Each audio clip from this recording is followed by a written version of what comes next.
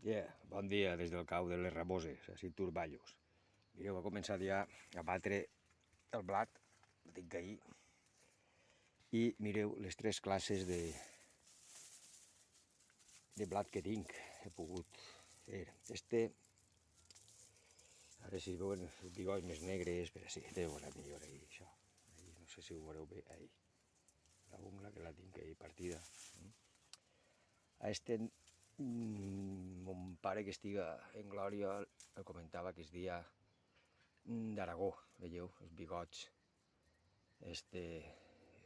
llargs, es fan negres, i sembla que és el tradicional. Hem pogut averiguar que és un blat dur, és tradicional d'ací de la conca mediterrània, del sud de la península ibèrica i tot el nord d'Àfrica i en definitiva de la conca mediterrània, i és un blat tradicional antic, el que ara dirien com a dur i que s'aprofita per a fer sèmola i pasta de macarrons i espaguetis i coses així, però que tradicionalment, com això no es feia car, m'enteneu? Vull dir, feien pa i tota la història amb aquest tipus de blat.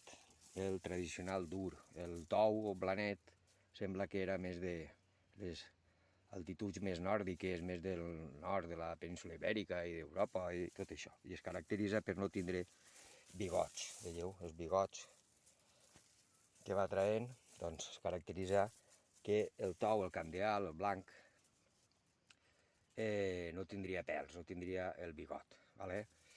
I en fi, dir, se m'ha anat del cap. La farina la fa engroguida, no la fa blanca com pugui ser el candeal o el pa blanc que deien també antigament, es posaven un tros de pa en el cap i feien pa blanc, deien això, i això que estic fent, estic agafant les garbes, me les pose ahir, en forma així circular, així al centre, sobretot que caiguen les espigues ahir, i el que faig és pegar-li, que no la trobaré ara, no sé, ja no sé, allà, la deixo allà, pegar-li en una pala, que la vaig fer l'altre dia, espereu que sí, la pala i va batre el cul, pegar un bate cul, que deien antigament.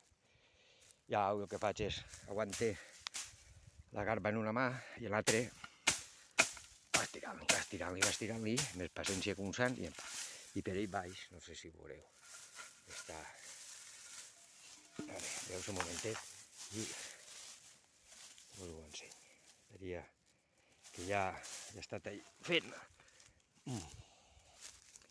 estic tirant-ho sin el que va que encara s'ha de garbellar més, prou més, perquè encara està brut, no sé, agarra un grapat,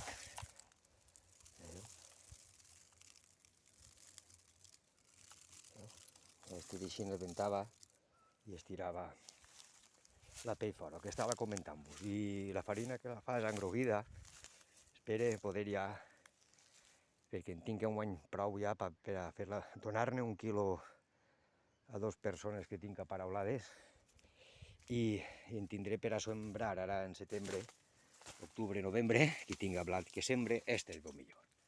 Sí que és el millor, veieu?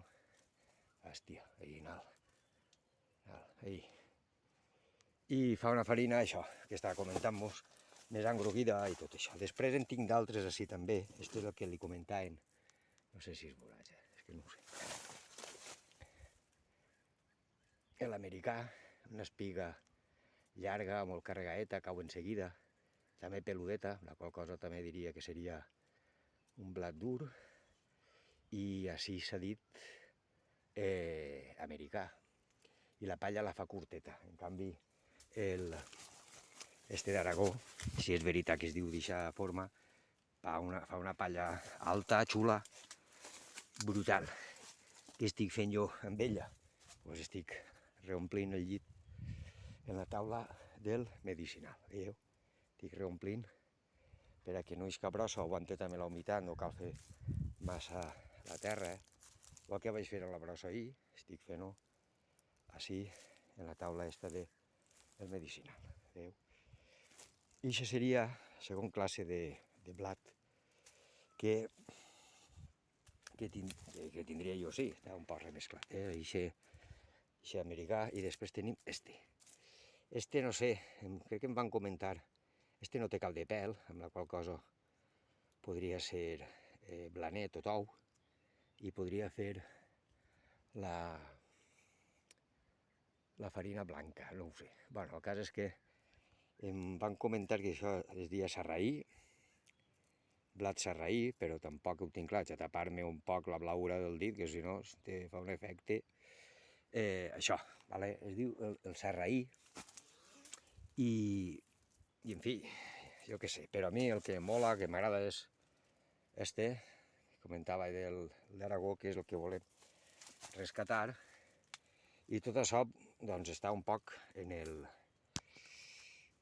aquesta fase d'investigació que està relacionat a l'agrollauro amb el procés de la trilogia mediterrània i el camp i tot el cercle anual d'horta, com de secà, oliveres, vinya, el blat, en aquest cas, relacionat amb els 3 articles que van estar publicats en el Centre d'Estudis Contestants i que després van estar transformats en format de llibre gràcies al senyor Javi Llinares de l'Associació del Rentonar de la Torre de les Massanes, ahir al costat de Xixona, i de Benifallim. En fi, i està tot relacionat en aquest aspecte. Clar, antigament així es feien en matxos de rulos, anaven pegant-li voltes, i eren uns quadrilles grans. Això dels xacos, eixos, i bum, bum, això sí, que jo sàpiga, no ha sigut tradicional, encara que hi ha gent que em diu que sí, però jo no ho tinc tan clar. Però bé, vull dir, així sembla que la tecnologia estava un poc més avançada. I en fi, clar, ara no queden matxos, ni queden rulos, ni queden eres per a fer res, doncs s'ha de fer d'aquesta manera, vull dir, un poc de subsistència, però si recordeu, ja us posaré el vídeo per algun lloc. L'any passat, bueno, estos anys, per a rescatar-ho, vull dir, em posava guantets i a fregar en pedretes, perquè no volia perdre ni un. Ara com sembla que ja veieu, tot això que tinc no està a la meitat encara, perquè no està a la meitat, però ja comença a haver-ne. Si se'n perd algun no passa res tampoc, però ha canviat molt, vull dir, l'evolució ha sigut molt positiva i és perquè el blat és molt agraït. Em poses uno i n'hi 12, que són els grans que té, o sigui que espectacular. I, en fi, ja està, 7 minuts i mig, deixem estar ja, que així xerre més calent i faena me l'ha de fer jo, perquè no vindreu així a ajudar-me, que no, I si faig farina i fem un panet o una cosa així, ja ho mostraré també, seguint en tota aquesta fase d'investigació que estava comentant-vos. Bo, des d'ací, des de Turballos, l'horta, el tomacar i tota la història per ací, ho deixem estar i fins la pròxima. Adeu. Yeah, Abel, que me'n recordo de tu. Adeu.